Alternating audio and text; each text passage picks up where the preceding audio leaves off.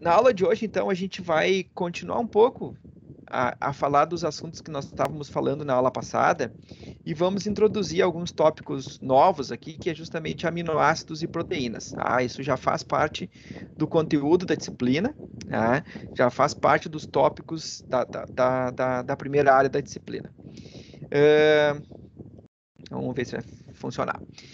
Na aula de segunda-feira, nós falamos um pouco, né, sobre a composição molecular da célula, né, e aí a gente pode estender isso aos organismos vivos em geral, né, a composição molecular dos organismos vivos, e chegamos à conclusão que existem 4 grandes grupos de macromoléculas, né, que compõem praticamente todos os seres vivos, tá, que são os ácidos nucleicos, as proteínas, aqui representadas pelos aminoácidos, né, os carboidratos e os lipídios. E que essas moléculas orgânicas, né, essas macromoléculas, e o nome macro vem justamente porque elas são moléculas grandes, comparada à molécula de água, por exemplo, comparada à molécula de algum outro composto orgânico menor, né, um etanol da vida, elas são moléculas muito grandes e por isso são chamadas de macromoléculas. Tá? E todas essas macromoléculas aqui, elas são compostas de alguns poucos elementos químicos, tá, que existem na tabela periódica. Eu listei alguns aqui do lado, tá? Os principais, existem outros aqui, mas os principais estão aqui, como carbono, hidrogênio, oxigênio. O que acho que o carbono, hidrogênio e oxigênio, acho que são aí 90% da composição química dessas macromoléculas. Tá? Mas também temos nitrogênio, enxofre, fósforo, e aí segue cálcio, potássio, enfim, todos os outros elementos, que a gente discutiu na aula passada. Então, a gente pode dizer que os seres vivos, os organismos vivos, as nossas células, são um grande laboratório químico, composto por inúmeras moléculas químicas diferentes, que vão ter, obviamente, funções diferentes, cada uma delas.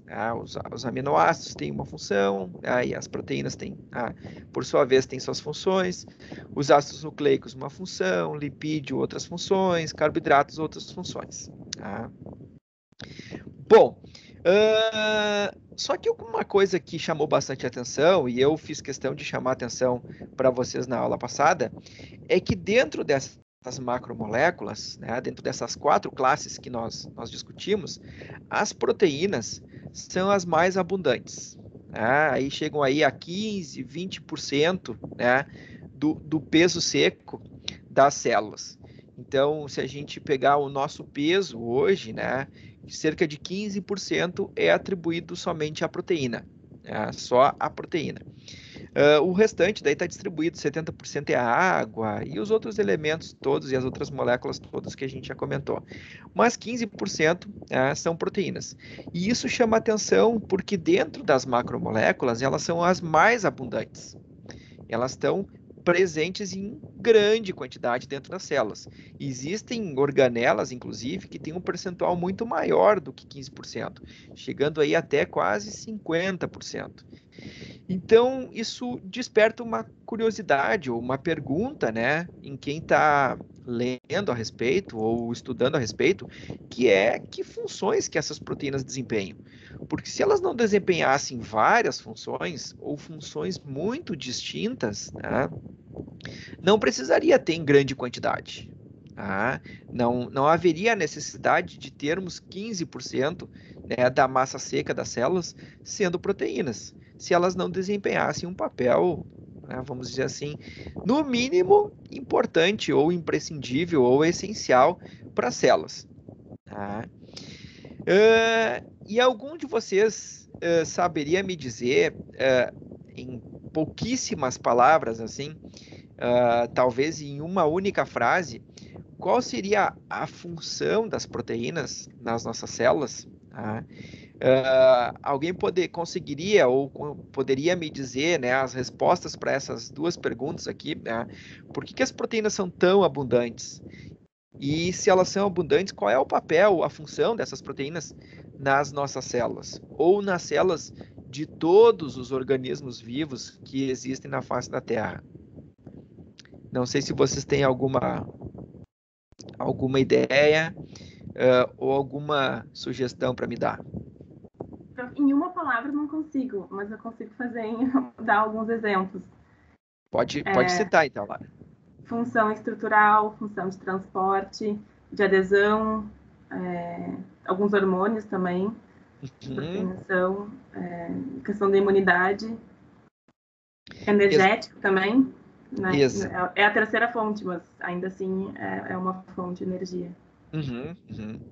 E também, Então, desculpa, mais uma que eu lembrei, que são, no pode caso falar. das enzimas, que são os biocatalisadores, né? Exatamente. Então, só aí tu já nos deste várias funções, tá? E isso já consegue mais ou menos, tá, explicar ou, digamos assim, responder a primeira pergunta, que por que as proteínas são tão abundantes? Porque elas desempenham muitas funções dentro das nossas células, tá? Como, por exemplo, proteínas estruturais. Tá? Um exemplo de uma proteína estrutural que eu poderia citar para vocês agora, assim, de pronto, tá? O colágeno da pele, tá? O que dá a essa elasticidade para a nossa pele é uma proteína denominada colágeno. Tá? Abrindo um parênteses agora, só fazer um comentário, porque eu sempre gosto de fazer esse comentário, não tem nada a ver com agronomia, mas às vezes a gente compra esses shampoos aí no mercado com colágeno, com não sei o que, com 1.500 coisas ali, tá? Para melhorar o cabelo, enfim, sei lá, né? Principalmente as mulheres usam bastante, assim.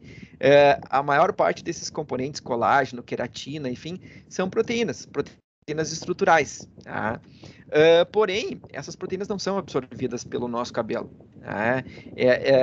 Essas proteínas, colágeno, enfim, queratina, elas são fabricadas lá nas células da raiz do cabelo. Tá? Então, o que vem no shampoo, na verdade, não tem muito efeito. Tá? O que tem mais efeito são outros componentes no shampoo. Eu me lembro um tempo atrás tinha shampoo até com DNA vegetal. Tá? Enfim, né? Pergunta para quê? Para que colocar DNA vegetal no shampoo? Fecha parênteses, enfim. Só um comentário. Mas, enfim, o colágeno é uma proteína estrutural. Tá? Outra função, tá? Que a Laura comentou, transporte. Tá? Como é que vocês imaginam que uma planta absorve água do solo? Tá? Como é que a água penetra pelas raízes? Tá? Se vocês lembrarem lá da estrutura de morfologia vegetal e anatomia vegetal, tá? As raízes têm aqueles micropelos, né, extremamente finos que ficam em contato, né, com o solo, diretamente com a partícula do solo, e é por esses micropelos que ocorre a absorção de água. Então, mas como é que essa água entra na célula? Como é que ela passa para o interior da célula da raiz? Tem proteínas na membrana da célula que fazem esse transporte de água, que captam a água do lado de fora e levam a molécula de água para o lado de dentro. Tá? Isso é uma proteína de transporte. Como é que os nutrientes, fósforo, potássio, cálcio, magnésio, nitrogênio, enfim, que a gente aplica na adubação, né, como fertilizante, como é que eles são transportados para o interior da planta? Tem proteínas de transporte lá na membrana, na célula da raiz. Tá? Naquela célulazinha da epiderme do pelo lá, aquela célulazinha que está em contato direto com o solo, ali tem várias proteínas, tá, de transporte que levam todos esses nutrientes para o interior, né, da raiz. E depois esses nutrientes vão se distribuir, tá, pelos vasos condutores e vão subir até, né, os tecidos alvo. Tá? Mas são proteínas que estão lá na membrana. E aí eu queria chamar a atenção para vocês de uma coisa, não sei se vocês lembram lá do ensino médio, que a gente aprende que a membrana plasmática é uma bicamada lipídica mosaico fluido. Lembro dessa expressão? Não sei se alguém de vocês lembra. Eu ainda recordo lá do meu tempo, que não era ensino médio, era segundo grau naquela época, mas tinha essa frase, assim, que eu olhava e dizia assim, cara, o que é que significa isso? Uma bicamada lipídica mosaico fluido. Então, essa frase, ela significa que a membrana é uma bicamada lipídica, tem duas camadas, né, de lipídios, mas no meio dessa membrana tem proteínas. Por isso que ela é um mosaico, porque ela é uma mistura, de duas macromoléculas, de lipídios e de proteínas, foram representadas aqui pelos aminoácidos. Então, essa mistura se chama, que a gente denomina então de mosaico. Então, o transporte de água é feito por proteínas presentes lá nas membranas das células da raiz. Agora, fazendo uma pergunta diretamente para vocês, como é que vocês imaginam que uma determinada variedade de, sei lá, de uma cultura qualquer, soja, milho, trigo, enfim, feijão, sei lá, alguma coisa assim, como que uma determinada variedade pode ser mais ou menos resistente à seca?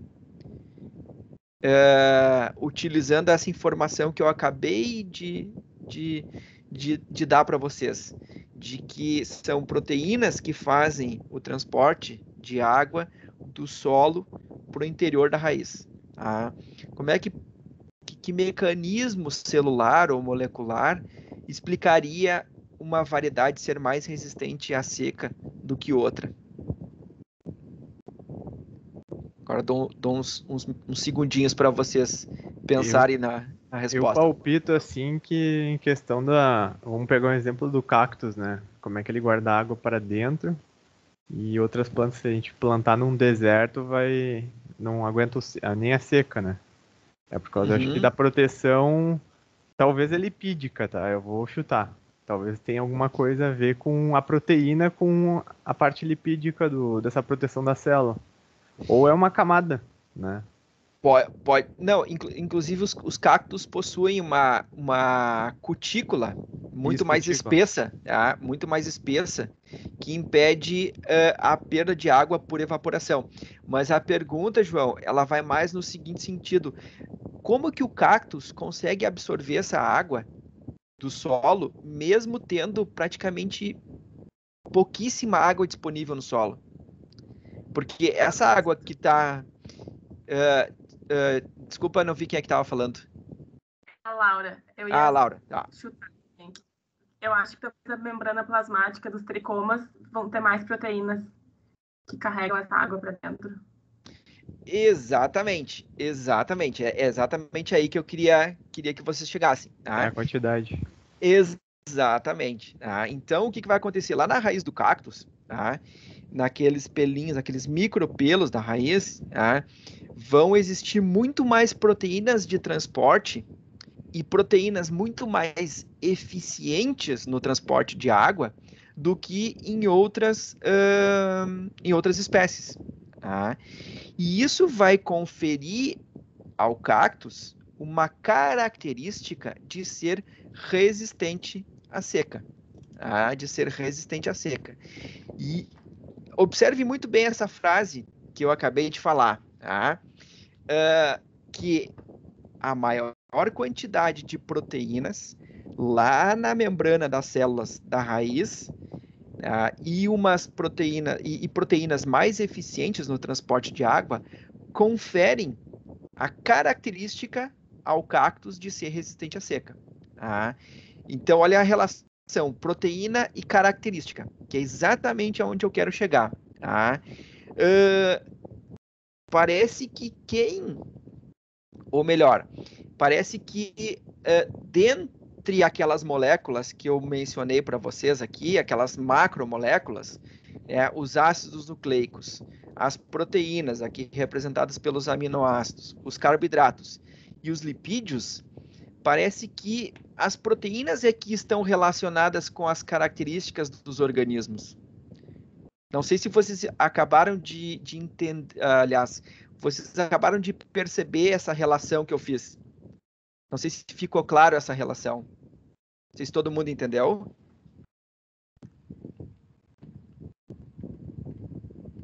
Deixa eu avançar aqui de novo. Pode falar, João. Não, em questão, assim, eu até entendi, só que é que nem pegar um exemplo, assim, as características de cada um, né? Vou dar um exemplo, tipo, quanto mais proteína tiver ali, mais função que a água possa entrar. Pegar ali Uhum, carboidrato. uhum, Aqueles vegetais, tipo a batata, que é amido, né? Que não sei se isso tem a ver, mas lipídicos, que são as que produzem óleo, a soja, uhum. a Sim. oliveira, né? Tem tudo a ver isso, então, com a bioquímica, né? Eu tô tentando bolar o resumo na cabeça, mas eu tô pegando lá, tô chegando lá, sabe? Tá.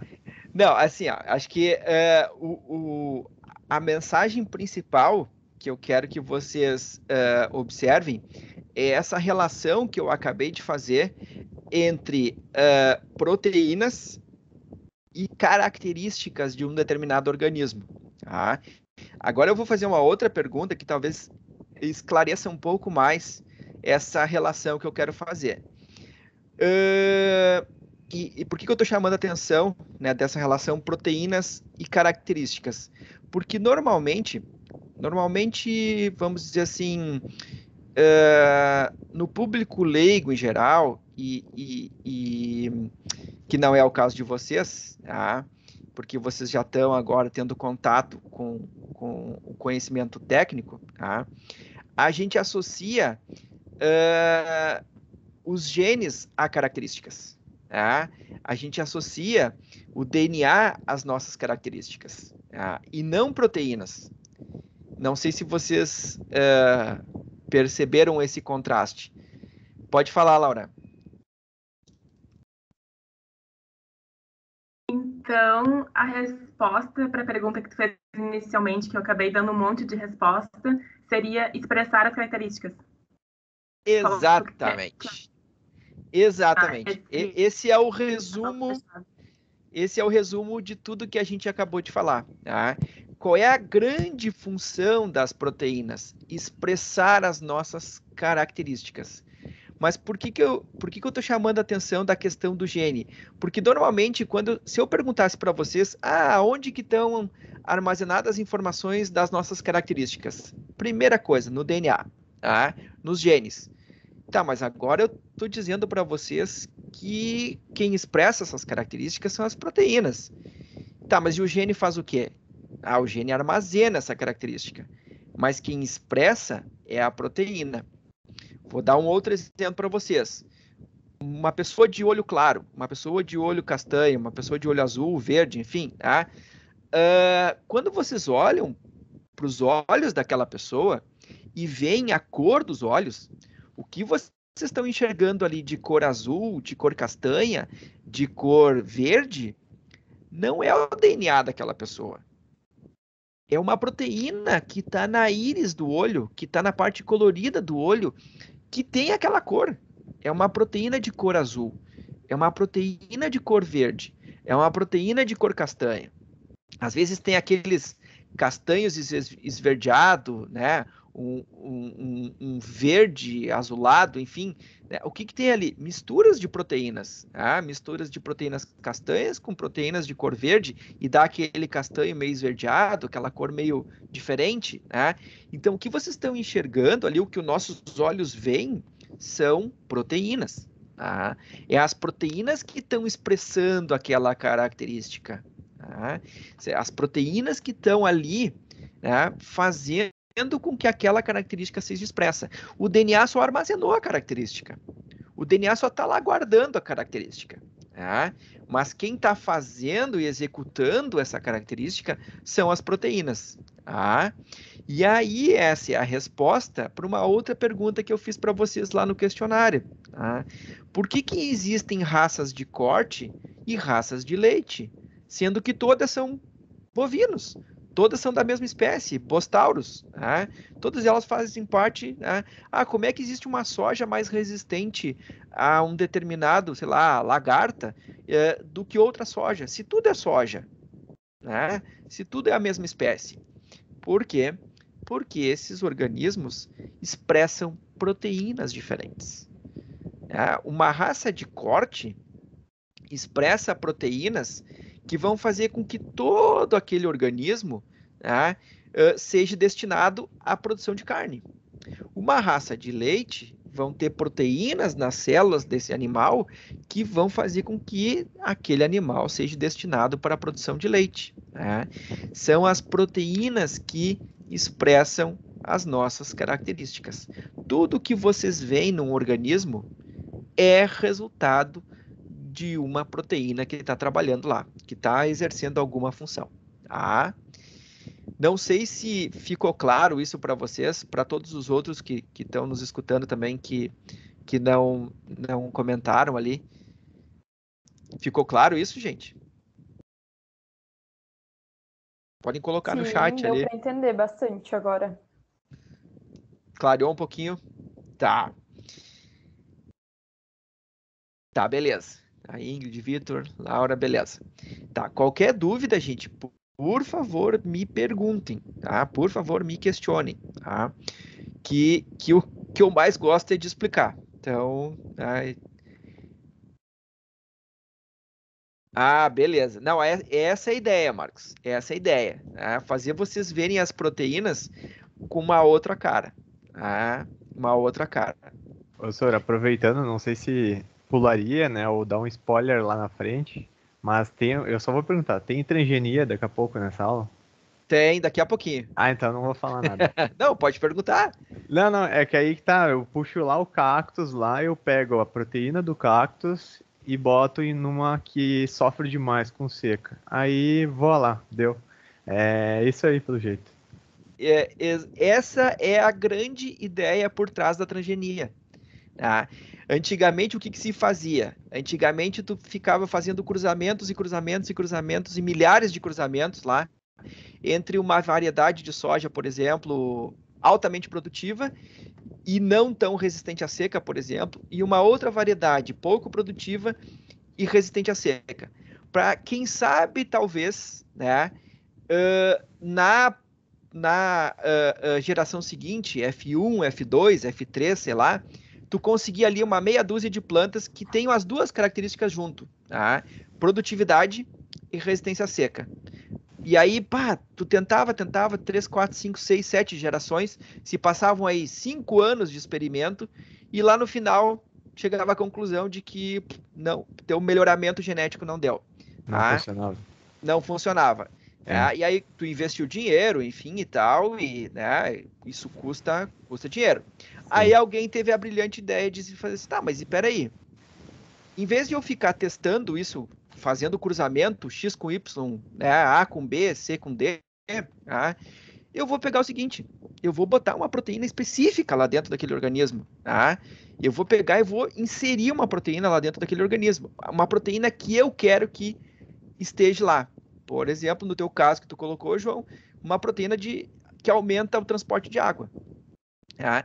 A chance disso dar um resultado positivo é infinitamente maior do que eu fazer um cruzamento. Tá? E aí começou a surgir, então, a tecnologia da transgenia. Então, essa é a grande sacada, é a grande ideia. Tem toda uma discussão ecológica por trás que a gente pode fazer e deve fazer, mas aqui eu estou chamando a atenção para a beleza da tecnologia, tá? Para a beleza da ideia, da sacada. Tá? Em vez de eu ficar cruzando, eu vou lá e literalmente escolho o que eu quero colocar naquele organismo. Tá? Quer perguntar alguma coisa, Sabrina? Eu vi que tu acionou ali teu microfone. Ele acionou sozinho, então. Desculpa. Tá, não tem problema, não tem problema. É só mais porque às vezes vocês querem perguntar e eu tô no meio do raciocínio e aí eu não paro e aí fica para depois e eu acabo esquecendo. Mas fica tranquila, não tem problema, tá? Se quiserem perguntar, podem me interromper. Muito bem. Tá, até aí perfeito. Acho que consegui, né, modificar um pouco a visão de vocês sobre as proteínas. Só que tem uma pergunta, né, que tem que ser respondida. Deixa eu trocar minha tela aqui. Aqui, tá? Bom, aqui é tudo que a gente acabou de falar. Tá? Esse slide aqui, o próximo é tudo que a gente acabou de falar. Tá? A questão do milho híbrido, alta produtividade, né, do milho crioulo, baixa produtividade e alta resistência a pragas e doenças, enfim, né? Então são características diferentes, né?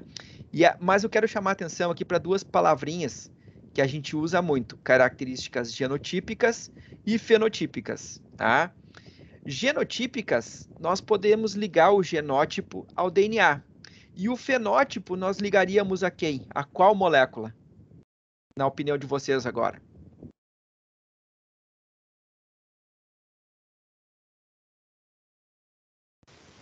Seria uma molécula maior, então, pelo jeito. Tá, e qual delas que a gente citou até agora, João? O genótipo estaria ligado aos genes DNA. E o fenótipo? A qual delas que é? O fenótipo é aquilo que a gente vê, aquelas características que a gente vê. Que a Laura comentou antes ali.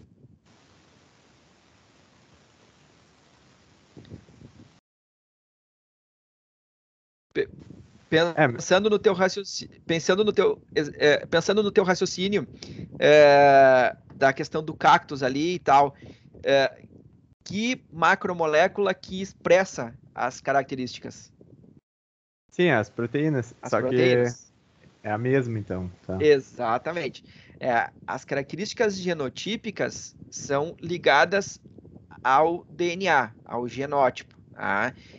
Quando a gente fala características genotípicas, são aquelas que estão armazenadas. Quando eu falo em fenotípicas, são aquelas que estão expressas. Tá? São aquelas que estão expressas. Tá? Então, aqui nós temos dois exemplos. Né? Aqui temos outro exemplo, né? Uma raça de leite aqui com alta produtividade de leite, mas pouca produtividade de carne. Compensação, uma outra raça, né? Também voltada para carne, mas ambas da mesma espécie. Tá? Aí entra uma pergunta. Qual é a relação entre o genótipo, que são os genes, e o fenótipo, que são as proteínas? Que relação existe entre o DNA e as proteínas? Como é que é essa relação? Ah, porque uma molécula, que é o DNA, armazena as características e outra expressa. Tá? Como que elas se conversam? Como é que elas se relacionam? Tá? Porque uma está armazenando, mas é outra que está expressando. São macromoléculas diferentes. Tá? Se nós voltarmos aqui lá no primeiro slide, tá? Nós vamos ver aqui que as proteínas são compostas de aminoácidos dos nucleotídeos. São moléculas diferentes. Tá? O DNA, que é composto dos nucleotídeos, armazena a informação, mas as proteínas é que expressam a informação. Tá? E aí, como é que se dá essa relação, tá? Entre o genótipo e o fenótipo, entre os genes e uma proteína, tá? Entre o nosso DNA e as nossas proteínas? Bom, tá? Como é que é essa relação? Que tipo de relação que existe? Vocês provavelmente já sabem qual é a relação que existe, mas talvez nunca ninguém tenha dito desta maneira que eu estou apresentando para vocês. Tá? Que relação é essa? Para a gente poder entender essa relação, eu quero que vocês guardem essa perguntinha aqui para daqui a pouco. Daqui a pouco eu vou refazer ela de novo. Tá? Para a gente poder entender essa relação, nós temos que ir lá e olhar primeiro para o genótipo e depois para as proteínas. Então, vamos dar uma retornada e olhar lá para o nosso genótipo, né? Para os nossos genes, para o nosso DNA.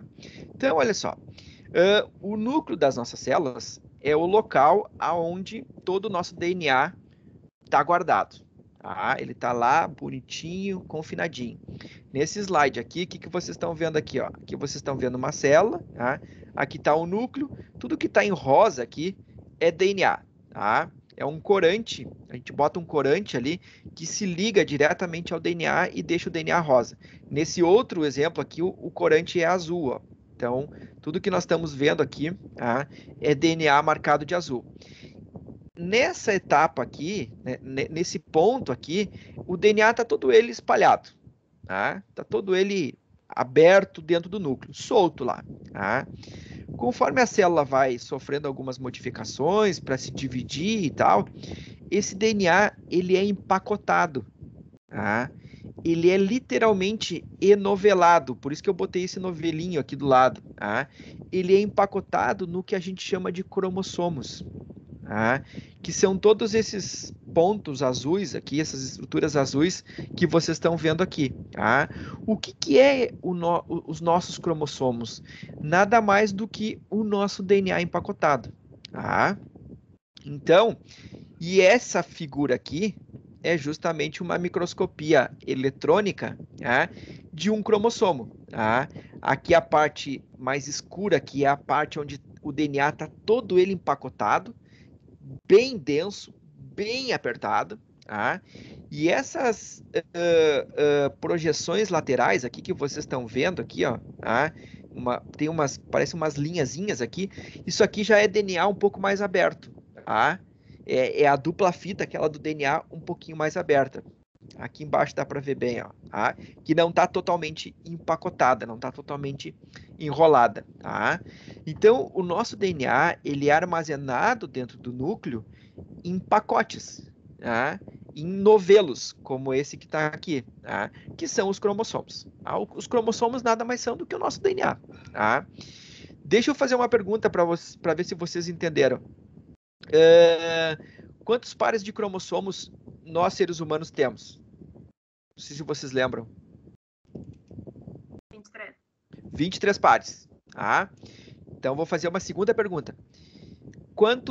Em quantos pedaços o nosso DNA está cortado dentro do nosso núcleo?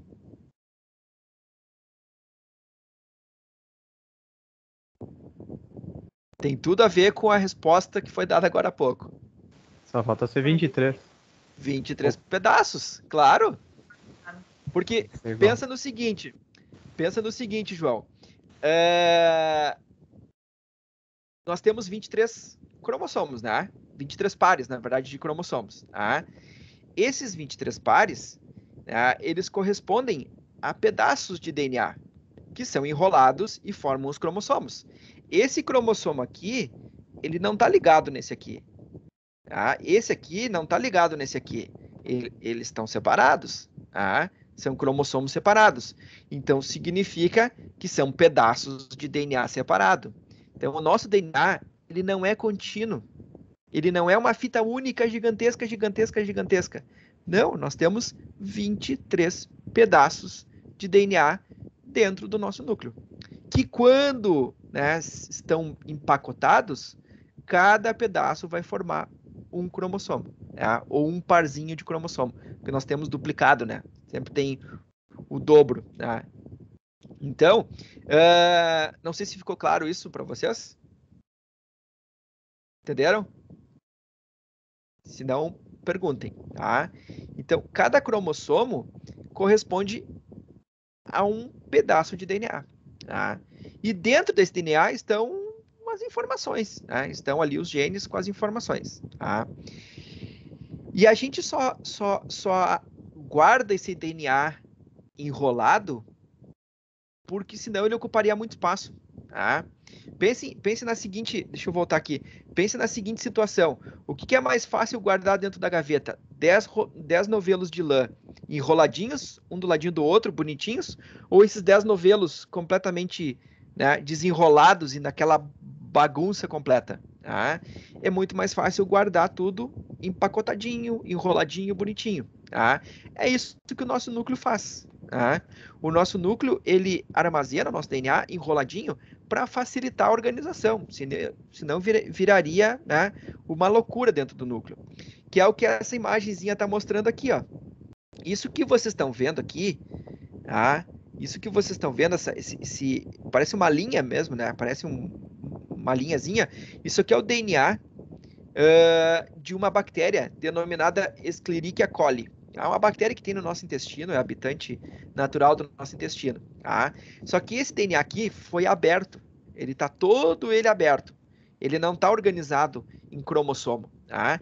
O tamanho dessa bactéria é isso que está aqui no centro. Ó. O tamanho da célula da bactéria é isso que está no centro. Então, seria quase impossível armazenar dentro de uma célula um DNA desenrolado. Tá? Então, ele tem que estar empacotadinho, bonitinho. Tá? Que é o que essa imagem aqui do lado mostra. Ó. Vocês têm aqui a dupla fita do DNA. Tá? Aqui é um desenho esquemático, tá, gente? Isso aqui é feito por átomos, moléculas, né? Por fósforo, nitrogênio, carbono, oxigênio, hidrogênio, tudo que a gente comentou na aula passada, tá? Então, essa dupla fita aqui, ela começa a se enrolar sobre si mesma, tá? E depois ela se enrola em volta de umas proteínas aqui, denominadas histonas, tá? A cada intervalo de um determinado espaço, tá? Esse DNA se enrola sobre essas proteínas. Depois, essas proteínas se enrolam sobre si mesma, formando mais um rolo aqui. E esse rolo aqui se enrola sobre si mesmo, cada vez mais, cada vez mais, cada vez mais, até formar o nosso cromossomo. Tá? Até formar o nosso cromossomo. Fala, João. Eu ia falar agora que isso aí tá parecendo tipo uma bobina, aquelas bobinas que a gente vê de motor, sabe? Que é vários Exatamente. fios enrolados. Enrolados sobre o outro. Sim, é bem interessante. Imagina essa bobina com o fio todo desenrolado. Ela ocuparia 10 vezes mais, eu acho, o espaço do que ela ocupa com os fios todos enrolados. Sim. Então, essa é a lógica por trás de a gente guardar o nosso DNA na forma de cromossomos. Na forma de cromossomos. Muito bem. Entenderam isso, gente? Ficou claro? Tá. Não esqueçam da nossa perguntinha. Ela ainda está aqui, ó. Tá? Não esqueçam dessa pergunta aqui. Tá? Qual é a relação entre genes e proteínas? Então, nós estamos agora entendendo um pouquinho dos genes. O que é o gene, para depois chegar nas proteínas e entender a relação das duas. Tá? Muito bem. Então, ficou claro essa organização e essa estruturação do DNA. Tá? Então, ele está enrolado, empacotadinho lá, tá? Dentro do núcleo. Tá? E o DNA, ele armazena as nossas características. Tá, mas como que ele armazena? Bom, vamos lá então. Para a gente entender a relação entre o DNA e as proteínas, nós temos que passar por um intermediário aqui, denominado RNA. Tá?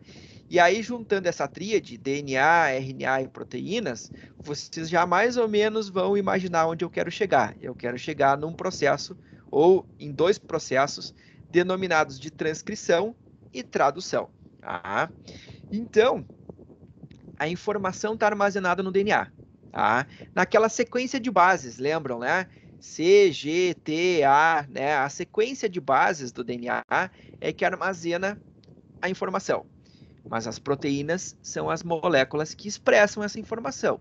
Então, essa sequência de bases, C, G, T, A e assim por diante, ela tem que em algum momento virar alguma coisa para formar uma proteína. E como é que então ocorre essa relação? Através desses dois processos celulares chamados de transcrição e tradução. Eu vou mostrar um vídeo para vocês aqui, onde vai ilustrar esses dois processos aqui acontecendo em tempo real dentro da célula. Tá? Então, eu tenho aqui ó, uma fita de DNA, uma dupla fita aqui, está em vermelho. Tá? E aqui eu tenho uma proteína que vai ligar nesse DNA. Tá? É uma proteína que já existe dentro da célula, que já está disponível dentro da célula, que nós chamamos de RNA polimerase. Tá? O que essa RNA polimerase faz? Ela lê a sequência de nucleotídeos do DNA e sintetiza um RNA complementar, um RNA correspondente, tá? E é isso que o vídeo vai mostrar para vocês aqui, tá? Então, olha só, ela vai se montar, aquela proteína ali vai se montar, são várias partes dela que precisam se juntar para poder formar a proteína, tá? E aqui eu tenho, então, a fita de DNA, e aqui está a minha proteína. Tá? Aí agora, abrindo um pequeno parênteses, em cima daquilo que tu comentou, Laura, lá no início, tá? Que entre as várias funções das proteínas, uma delas é a transcrição e a tradução. Pode falar, eu sei que tu abriu o microfone ali para fazer algum comentário.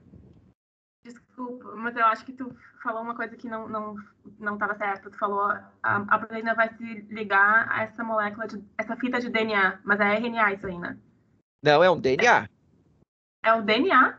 É o DNA. Porque esta é uma dupla fita e esta proteína aqui ela vai ler a sequência de nucleotídeos do DNA para fabricar um RNA. Nós estamos nessa primeira etapa aqui, que é a transcrição. Não, para a transcrição, isso. Isso, tá? Então, é um DNA que nós temos aqui, é uma dupla fita, tá? Então, o que essa proteína vai fazer? Ela vai ler a sequência de nucleotídeos que tem aqui no DNA e vai sintetizar um RNA, tá? Então, vamos ver como é que isso acontece. O vídeo aqui vai mostrar como é que isso se processa, tá? Então, só vou voltar aqui um pouquinho, para vocês verem, tá? E ela tem um gatilho, que é um start, né, para ela começar. E notem que ela saiu literalmente andando pelo DNA, tá? Ela está percorrendo aquela fita de DNA e está lendo a sequência de bases. Ela está literalmente lendo quais são as bases nitrogenadas que estão naquele DNA. Está lendo o C, está lendo o G, está lendo o T, está lendo o A, está lendo o C de novo, o T, o A, o G e assim por diante. E ela está lendo aquela sequência de bases que estão ali no DNA. E o que ela está sintetizando aqui em amarelo? O RNA complementar. Então, se ela leu um C no DNA, qual é a base que ela vai botar no RNA? Um G. Se ela leu um A no DNA, qual é a base que ela vai botar no RNA? Vai botar um U, né? Que no RNA o T é substituído pelo U. Tá? Se ela lê um T no DNA, ela vai botar um A no RNA. E assim ela vai fazendo. Tá? Assim ela vai procedendo. Ela vai lendo a sequência de bases, tá, neste DNA para sintetizar um RNA complementar com as bases complementares. Tá? Então vamos seguir no vídeo. E ela continua. Tá? E ela continua. Vai passando pelo DNA. Agora aqui está em maior aumento como é que isso está acontecendo. Tá? Notem aqui, ó, uma fita do DNA abriu e está passando por aqui. Tá? E a outra fita do DNA abriu e está passando por cima. Ela literalmente abre a dupla fita para ler as bases que estão ali. Tá? E isso... Pode falar, João. Diga. A Laura, ela pediu para colocar os 10 segundos de novo, porque ela teve uma queda ali de... Na internet? É, eu acho que foi isso. Tá. Vamos lá então. Vamos lá desde o início, não tem problema. Então, o que esse vídeo vai mostrar aqui é justamente a primeira parte desse processo, que é a transcrição. O que é a transcrição? É a conversão da sequência de bases do DNA numa sequência de bases de RNA.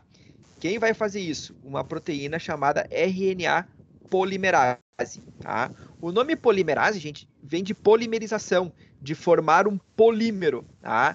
Como ela forma um RNA, ela vai formar um polímero de RNA. Tá? Então vamos lá. Ela vai se juntar, são várias partes dessa proteína, tá, que é necessária para poder fazer isso. Ela se junta e aí tem um start, tá? Tem um start. Esse start vem de uma outra porção do DNA, ó. Ali, ó. Vendo? Vem de uma outra porção do DNA. É o start para ela começar a funcionar, tá? E essa porção aqui nós chamamos isso de promotor gênico, tá? Mais para frente, talvez não em bioquímica, mas em genética, vocês vão falar de promotor gênico, tá? Melhoramento vegetal, melhoramento animal também. Tá? Muito bem, então ela dá o start e a proteína sai literalmente correndo pelo DNA. Tá?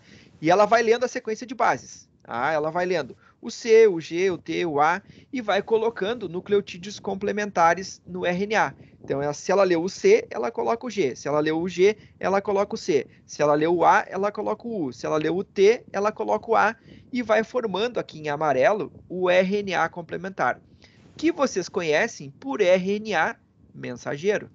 Tá? RNA mensageiro. Por que que ele é um mensageiro? Porque ele está levando uma mensagem, tá? Ele está levando uma informação que estava armazenada no DNA, que é a sequência de nucleotídeos, tá? E aí ela segue, vai andando, vai andando, vai andando, tá? Aqui nós temos um maior aumento que está acontecendo, tá? Com essa proteína. Ela abriu a fita do DNA, então uma fita passa por cima, a outra passa por baixo aqui, tá? E tá lendo a sequência de bases ali naquela fita, tá? E aqui em amarelo, gente, tá saindo o RNA, tá? E essas coisinhas amarelas que vocês estão vendo aqui são justamente os nucleotídeos que essa proteína está usando para fabricar esse RNA. O C, o G, o U e o A que ela precisa para fabricar, tá? Esse RNA aqui, tá? Então, segue o baile.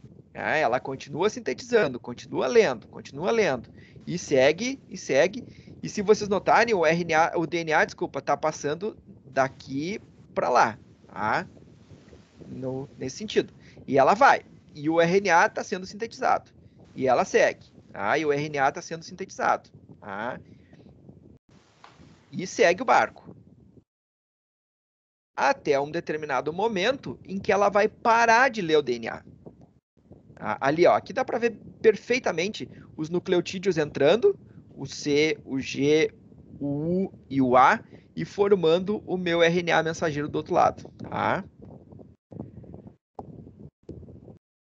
E segue o baile, segue o baile.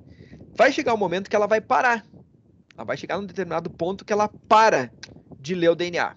Tá? Ela interrompe essa leitura. Tá? E como que ela sabe que ela tem que parar? Isso tem umas informações no DNA que dizem para ela, ó, tu chegou no final, aqui acabou. Tá? Já vou explicar para vocês daqui a pouquinho que informação é essa. Tá? Mas vamos esperar ela terminar de ler. Deixa sair o tiozinho aqui do vídeo. Aqui, ó. Opa! Fiz cacaca aqui, pera aí. Que? Tá lendo, tá lendo, tá lendo, de repente, pum, ela parou. Ela literalmente para, gente. Tá? Deixa eu voltar um pouquinho aqui. Ela literalmente para de fabricar o RNA. Ó, parou. Soltou ele, tá? E ela para de andar no DNA, tá? Tem uma informação no DNA aqui, tem uma sequência de nucleotídeos específica que faz com que ela pare, tá? E quando ela lê lá uma sequência específica, ela para, ela interrompe o que ela está fazendo, tá? E isso que ela acabou de copiar aqui, tá? Esse pedaço do DNA que ela acabou de copiar e converter ele num RNA mensageiro, nós chamamos de gene, tá? O gene é uma porção do DNA que codifica ou que serve para fabricar um RNA mensageiro. Isto é o gene, tá? Isso é o que nós chamamos de gene, tá? Entenderam, gente? Ficou claro? Ou tá meio complicadinho de entender? Bah, eu acho que o vídeo ajudou bastante. Deu para entender super bem. Esse vídeo é fantástico. Eu adoro ele, assim, porque ele mostra como as coisas estão acontecendo dentro da célula, tá? Exatamente como é que acontece dentro da célula, tá? Então, vamos seguir adiante. Tá, agora, o que vamos fazer com esse RNA mensageiro? Tá? O que eu faço com isso? Tá? Bom, vamos ver para onde que ele vai, tá? Porque ele vai sair do núcleo. Isso tudo aqui está acontecendo dentro do núcleo, que é onde está o nosso DNA, onde estão os nossos cromossomos, tá? Onde estão as nossas informações genéticas. Tá? Esse RNA tem que sair dali, e ele vai embora, tá? Ele sai do núcleo. Então, vamos deixar ele sair. Aqui ele está viajando pelo núcleo, tá? Por dentro do núcleo, e está saindo do núcleo. Tá? Aqui está a membrana do núcleo, ó. Essa parte aqui é a membrana do núcleo, tudo isso aqui é o núcleo. Aqui tem uns canais aqui, ó. Não sei se vocês estão vendo, parece uns furinhos na membrana do núcleo, que é justamente por onde esse RNA sai. Tá? Esses canais aqui, gente, são proteínas.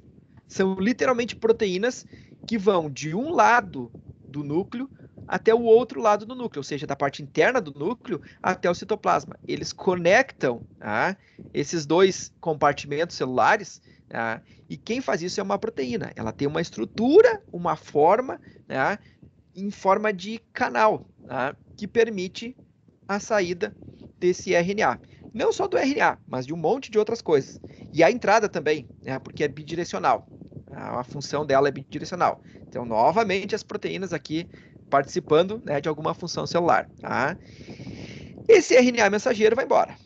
E vai até uma organela denominada retículo endoplasmático rugoso.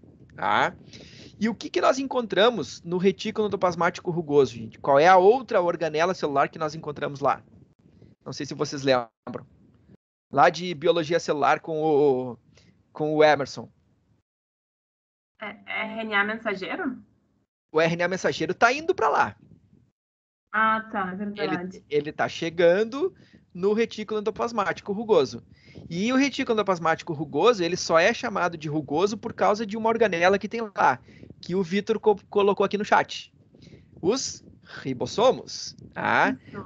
Os ribossomos são organelas que estão lá no retículo endoplasmático rugoso. E eles têm uma função bem específica, que a gente vai ver agora que função é essa. Que eles fazem? O que eles fazem? Os ribossomos, gente, são compostos por duas partes, que estão separadas normalmente.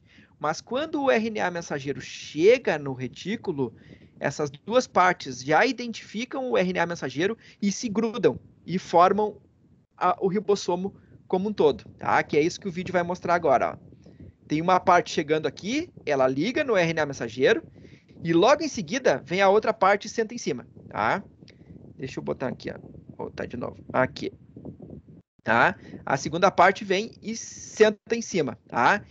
E o que esse ribossomo vai fazer com esse RNA mensageiro?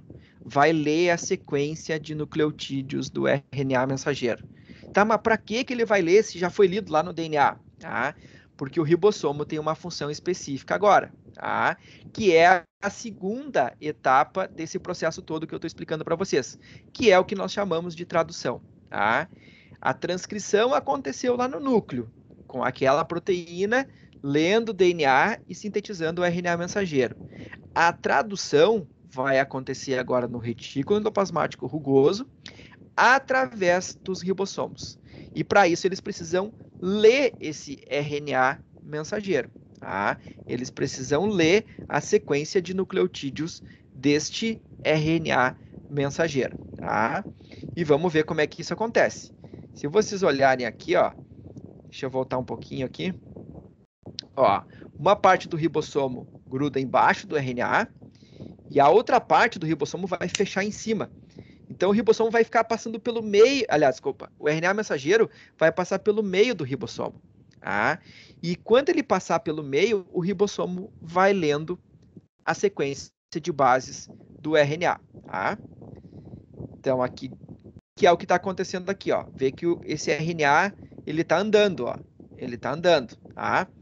E notem o seguinte. Conforme ele vai andando, uns outros trequinhos aqui, vou chamar de trequinhos, tá? Mas já vou dar o nome para vocês. Mas uns outros trequinhos aqui vão entrar no ribossomo. Essas outras moléculas aqui vão acabar entrando no ribossomo conforme esse RNA mensageiro vai passando. Que moléculas são essas? Um outro RNA que vocês conhecem por RNA transportador. RNA transportador. Vamos ver então o que esse RNA transportador, que tem o nome de transportador porque ele transporta alguma coisa, está transportando. Ficou legal essa frase, né? RNA transportador que transporta alguma coisa está transportando. Vamos ver o que ele vai fazer, qual é a função dele. Então, olha só, vários RNA transportadores estão entrando no ribossomo.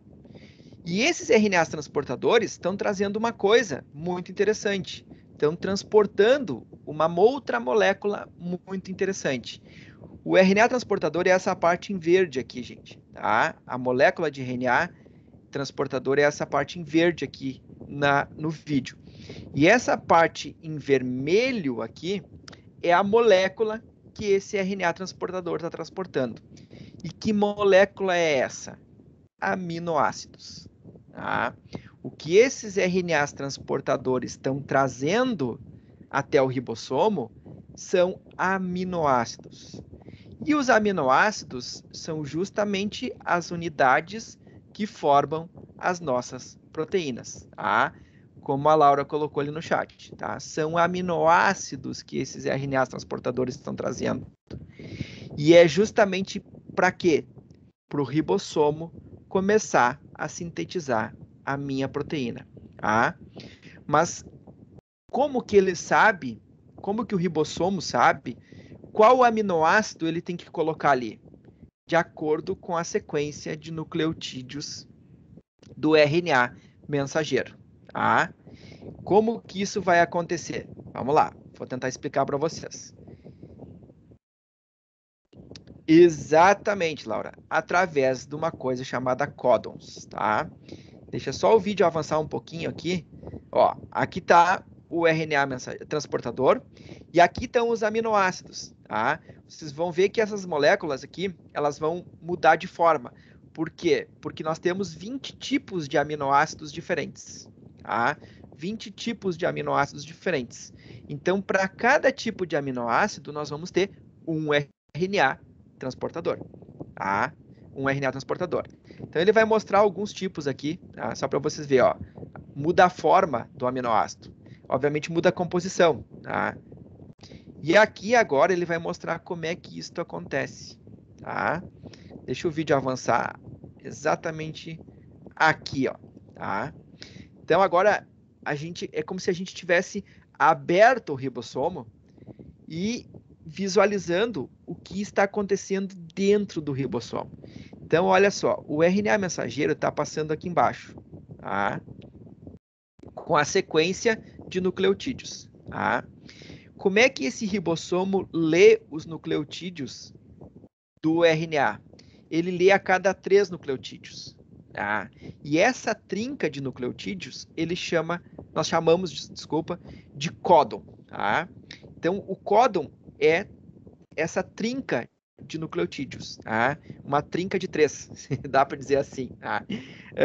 Uma trinca de nucleotídeos, tá? Então, por exemplo, eu tenho lá esse RNA que tem a sequência CGTAAA.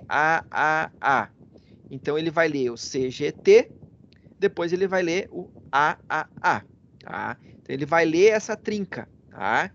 E essa trinca vai ter um RNA transportador correspondente a ela. Então, se eu tiver uma trinca AAA no RNA mensageiro, o RNA transportador que vai ligar ali vai ter exatamente a trinca inversa, UUU.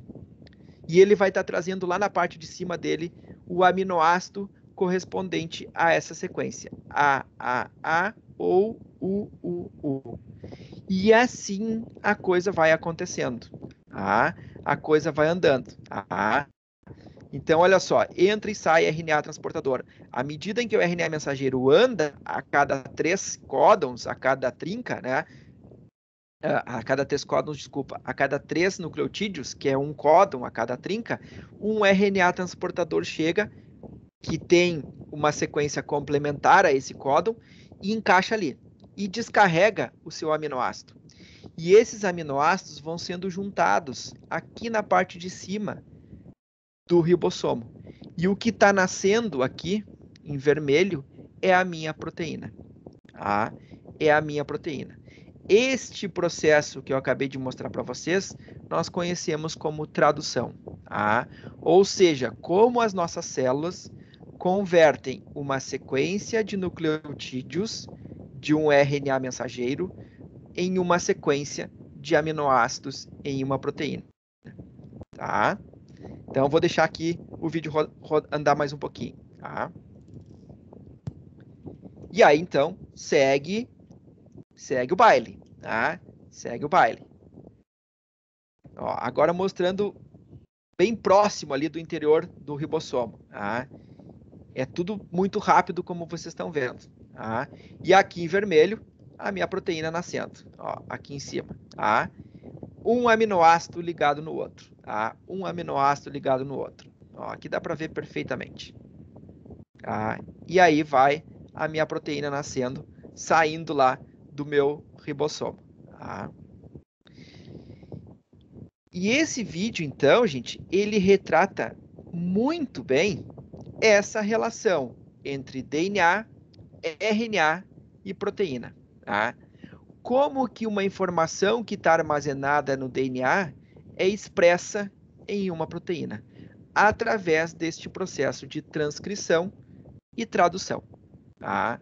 Que eu converto uma sequência de nucleotídeos que estava no meu DNA e foi copiada no RNA, e essa sequência de nucleotídeos eu converto ela numa sequência de aminoácidos que vai formar a minha proteína, ou as minhas proteínas. Tá? Deixa o vídeo terminar aqui então, tá no final já. E aí minha proteína começa a nascer. Muito bem. Tá? Esse aqui é um outro vídeo que mostra em uma velocidade um pouco maior essa proteína saindo do ribossomo. Tá? É praticamente a continuação do anterior ali, só que com um pouquinho mais de resolução, digamos assim. Tá? Professor, Diga, pode falar. eu ia perguntar, tu sabe qual é a velocidade real Disso? disso tudo aí? É tipo velocidade da luz, mas aí não teria como observar, né? Não é a velocidade da luz, mas é muito rápido, tá? Se acredita que aqui está escrito, ó, exatamente isso que tu perguntou. Cada ribossomo consegue adicionar 200 aminoácidos por minuto. Tá? Então, se tu tiver ali, por exemplo, uma proteína de 200 aminoácidos, leva 1 minuto para sintetizar essa proteína. Tá? É muito rápido, não é tão rápido quanto outros processos, como, por exemplo, tu ligar uma lâmpada pelo interruptor ali que fica ao lado da porta. Tá?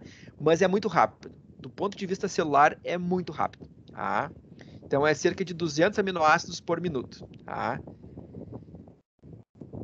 Tem células que fazem isso mais rapidamente. Células tumorais, por exemplo, sintetizam proteínas em uma velocidade maior. Tá?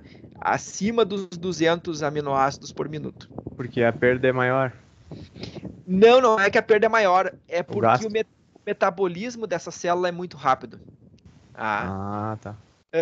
Plantas em crescimento, aliás, vamos botar assim, organismos em crescimento também sintetizam proteínas de forma mais rápida do que organismos já adultos, já, digamos assim, num estágio onde não tem muita modificação. Tá? Claro que se tu for pensar, por exemplo, em termos de plantas, né, alguma cultura, vamos pegar soja, trigo, milho, enfim, durante o crescimento da soja, ela sintetiza proteína muito rapidamente. Aí depois ela para. Para no seguinte sentido, assim, não sintetiza numa velocidade tão rápida. Ela estabiliza nessa velocidade aí de 200 aminoácidos por minuto. Só que quando essa planta entra em floração, ou depois da floração que começa o processo de enchimento dos grãos, ela precisa sintetizar a proteína de novo lá no fruto. E aí ela acelera de novo a síntese proteica lá no fruto. Tanto é que se tu for pensar, a soja é fonte do quê? O grão de soja é fonte de óleo, de lipídio, né? E fonte de proteína. Então, lá no grão da soja, tem que ter síntese proteica. Isso que eu mostrei para vocês aqui, está acontecendo lá no grão da soja, numa velocidade estrondosa. Numa velocidade estrondosa. Mas eu já vou mostrar uma outra foto para vocês, que tem uma forma que a célula dribla esse limite de velocidade aqui. A célula consegue fazer muito mais proteínas por minuto do que essa velocidade aqui permite. Já vou mostrar para vocês. E aí trouxe outra dúvida. O que é mais rápido, fazer síntese proteica ou síntese de lipídio? Síntese proteica mais rápido. Mais rápido. Porque mais rápido. Por causa, então, gordura, ela é muito maior ou mais pesada? Massa molar, tem a ver com isso? Não é pelo tamanho, é pelo número de etapas que tu precisa. Tá? Ah, tá. É pelo número de etapas. Tá? E ambos os processos consomem muita energia, isso aí é fato. Tá? Mas o número de etapas para tu sintetizar um lipídio é muito maior do que para sintetizar uma proteína. Tá?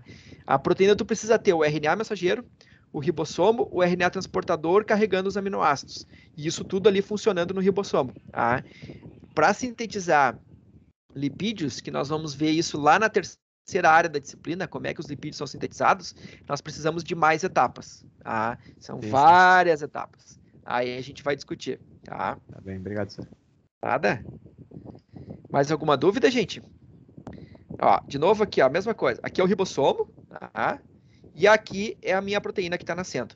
Cada bolinha dessas que vocês estão vendo aqui é um elemento químico. Carbono, hidrogênio, oxigênio, nitrogênio, enfim, né? Enxofre, né? Todos os elementos químicos que compõem os aminoácidos. Tá? Ó, e aqui ele está nascendo. É exatamente assim que acontece dentro das células, gente. Exatamente dessa maneira. Tá? E aí ele vai chegar lá no final, são 300 e poucos aminoácidos, eu acho, essa proteína aqui. 337. Tá? Muito bem. Respondendo a tua pergunta, João, da questão da velocidade, olhem para essa imagem aqui, ó. E aí vocês vão entender por que a célula consegue driblar essa limitação de velocidade. Tá? Isso aqui é o retículo plasmático rugoso. Vejam quantos ribossomos tem aqui. Milhares, né? Milhares. Aqui estão os ribossomos lá numa microscopia eletrônica de varredura. Tá? E essa imagem aqui de baixo, nós temos aqui, ó, em vermelho, o RNA mensageiro. Tá? Em azulzinho aqui, os ribossomos. E olhem quantos ribossomos ao longo desse RNA mensageiro. E em verde aqui, as proteínas que estão nascendo. Então, de um único RNA mensageiro, eu tenho ali centenas de ribossomos ligados nesse RNA mensageiro, sintetizando centenas de proteínas a partir de um único RNA mensageiro. Então, isso faz com que, ao mesmo tempo, sejam sintetizadas várias cópias da mesma proteína. Tá?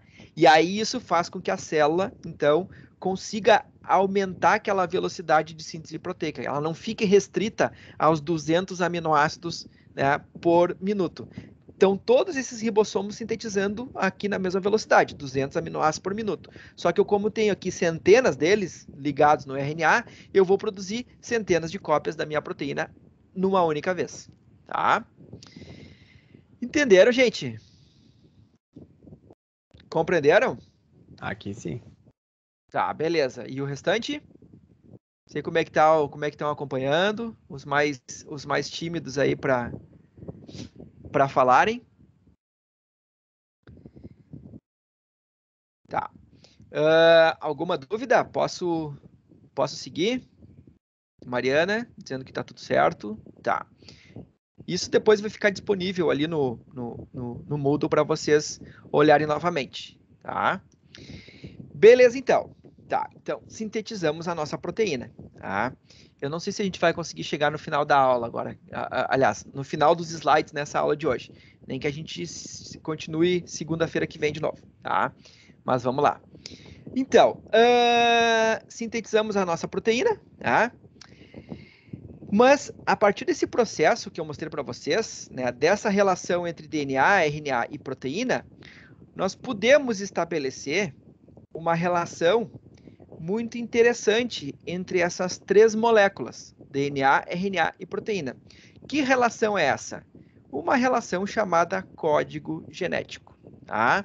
O que é o código genético, gente? O código genético nada mais é do que a correspondência entre o códon, aquela trinca de nucleotídeos, e o aminoácido que vai estar presente na minha proteína. Tá? Então, essa tabelinha aqui, ela traz exatamente esta correspondência. Isso é o código genético. Tá? Se eu pegar, por exemplo, a trinca UUU, ou seja, o códon UUU ou UUC, ele vai corresponder ao aminoácido fenilalanina. Tá? Os aminoácidos têm nomes. Tá? Nós já vamos ver quais são os nomes deles. Tá? Então, vai corresponder a esse aminoácido. Já, por exemplo, os códons UUA, UUG, CUU, CUC, CUA e CUG vão corresponder ao aminoácido leucina, tá? E assim por diante, tá? E notem uma coisa interessante, como é que aquela nossa proteína, a RNA polimerase, sabia a hora de parar?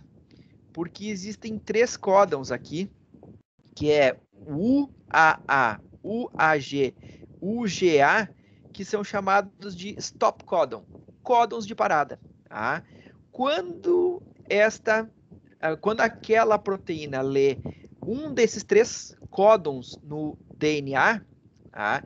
Claro que daí o U vai estar modificado aqui, não vai ser U, vai ser T, né, no DNA, ela sabe que é a hora de parar. Ali termina o meu gene. Tá? Ali acaba o meu gene. Tá? Fala, João. Fala, Laura. Não, eu vou deixar a Laura falar, pode deixar. Aí depois eu falo. Obrigado. Tá, beleza. Pode falar, Laura. Desculpa, eu abri sem querer o microfone. Ah, tá, não tem problema. Eu ia perguntar isso aí, então, aqui, ó. Vamos pegar um exemplo ali da leucina, né? Tá, assim, ó, a gente tem ali as quatro exemplos de leucina que pode formar. Mas aí que tá, uma coisa que eu fiquei 6, bem... na verdade, né? São 6? 6, tem mais 2 aqui tem mais em cima. 2, isso. Exatamente. Eu fiquei bem intrigado porque isso aí tem muito a ver, né? Para quem toma suplemento alimentar, consegue perceber que existe isoleucina e outros nomes que tem leucina, né? Isso tem a ver com a estrutura molecular, né?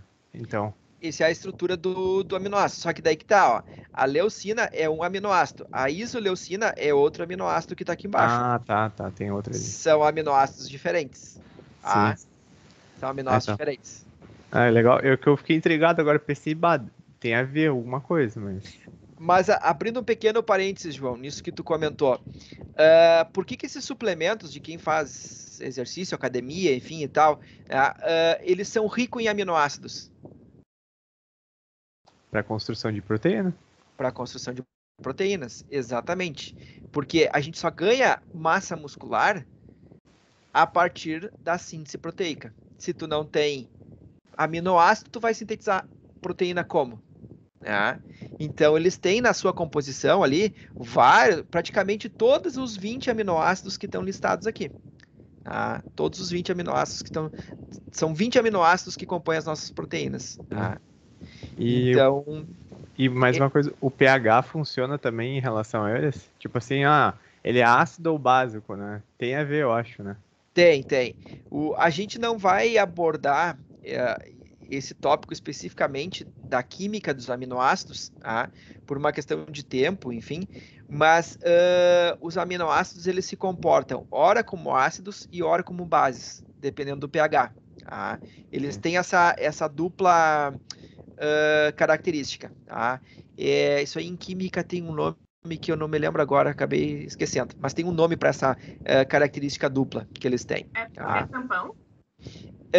Isso, o efeito que essa característica dá é o efeito tampão. Eu não me lembro agora, tem um termo técnico para isso, me fugiu agora, me deu um branco completo, daqui a pouco vem. Mas uma substância tampão é justamente aquela que consegue atuar como base e como ácido, dependendo do ambiente que ele está. Se tu botar ele num ambiente ácido, ele atua como base, estabilizando o pH. Se tu botar ele num ambiente básico, ele atua como ácido, estabilizando o pH. Isso é extremamente importante para uma série de coisas. Sim. Muito bem. Então, olha só, gente. Essa figurinha aqui na lateral aqui mostra um pouco dessa relação que nós acabamos de ver entre DNA, RNA e proteína. Então, se a gente pegar um gene aqui é um gene hipotético, tá? Aqui tem um início e aqui tem um fim do meu DNA, tá? Com essa sequência de bases aqui, C, A, G, G, A, G e assim vai, tá?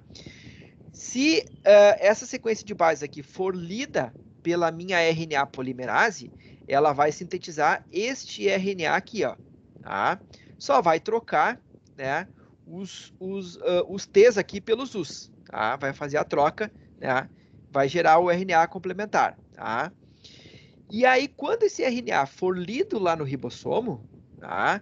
Quando ele for lido no ribossomo, essa trinca de bases aqui, tá? Que é o códon, vai corresponder a um aminoácido. Que aqui eles estão exemplificados aqui pelo símbolo, tá? Essas letras que estão aqui são os símbolos dos aminoácidos. Depois a gente já vai ver esses aminoácidos e seus símbolos, tá? Mas então essa trinca aqui corresponde a um aminoácido, essa trinca aqui a outro, essa aqui a outro, essa a outro, essa a outro e assim por diante, tá? Vamos pegar aqui, ó, o UU, que é o primeiro aqui que eu mostrei para vocês, fenilalanina, que o símbolo dela aqui é a letra F, tá? É a letra F. E aí, então, eu vou gerando, né, a minha proteína. Vou sintetizando a minha proteína a partir das informações que estavam lá no DNA. Por isso que eu fiz aquela pergunta. Qual é a relação entre genótipo e fenótipo? Tá? Qual é a relação entre DNA e proteína? A relação é exatamente essa. O DNA está armazenando a informação aqui na forma dessa sequência de bases aqui, e essa sequência de bases é utilizada para construir uma proteína, tá? Para fabricar uma proteína, tá? Para sintetizar uma proteína, tá? Deixa eu perguntar uma coisa para vocês, deixa eu ver se é o próximo slide, se não for, eu vou perguntar igual. Pensando nisso tudo que eu acabei de dizer, tá? Dando aqueles 30 segundinhos para vocês organizarem tudo na cabeça de vocês, tá? Eu chamo isso de digerir a informação, tá? Dando esse tempinho ali para vocês darem uma pensada. Como que é possível, então, se fabricar um transgênico? O que é a soja transgênica? O que é a soja resistente ao Roundup? O que ela tem e como é que, de acordo com isso que eu acabei de mostrar para vocês aqui, como é que ela foi fabricada? Como é que ela foi desenvolvida? Aí podem abrir os microfones aí e comentar, fiquem à vontade, ou no chat.